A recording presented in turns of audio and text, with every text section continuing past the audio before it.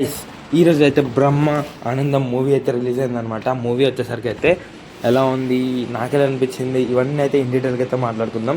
So ముందుగా వీడియోకి వెళ్ళే ముందు please like, share and subscribe to our YouTube channel. Friends, movie విషయానికి వచ్చేసరికి అయితే ఎస్పెషల్లీ బ్రహ్మానందం అండ్ వాళ్ళ కొడుకు అండ్ వెన్నెల కిషోర్ ముగ్గురు అయితే యాక్టింగ్ అయితే తీసేశారు. అండ్ వాళ్ళు ముగ్గురు ఉన్నప్పుడు అయితే కామెడీ కూడా చాలా వర్కౌట్ అయింది. ఎస్పెషల్లీ వెన్నెల కిషోర్ టైమింగ్ కామెడీ అయితే నెక్స్ట్ లెవెల్ ఉందని చెప్పుకోవచ్చు.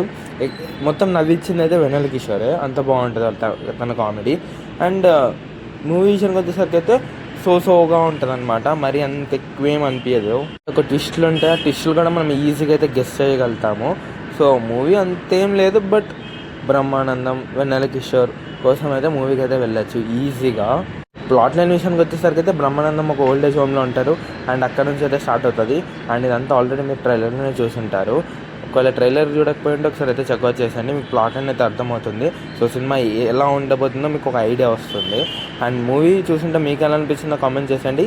నాకైతే ఓకే అన్నట్టుగా అనిపించింది. అండ్ నేను ఇచ్చే రేటింగ్ వచ్చేసరికి అయితే 2.6/5.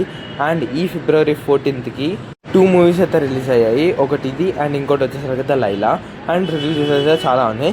నేను ఇచ్చే రేటింగ్ వచ్చేసరికి అయితే ఫస్ట్ వచ్చేసరికి అయితే రిలీజెస్ అంటే దానికి వెళ్ళొచ్చు, దానికి చాలా బాగుంటుంది, చాలా ఎంజాయ్ కూడా చేయొచ్చు. అండ్ సెకండ్ ప్లేస్ వచ్చేసరికి అయితే బ్రహ్మానందం. అండ్ థర్డ్ ప్లేస్కి వచ్చేసరికి అయితే లైలా. సో లైలా అయితే స్కిప్ చేసేసేయండి, టాప్ 2 అయితే కవర్ చేసేయండి. So please like, share and subscribe to our YouTube channel. Thanks for watching.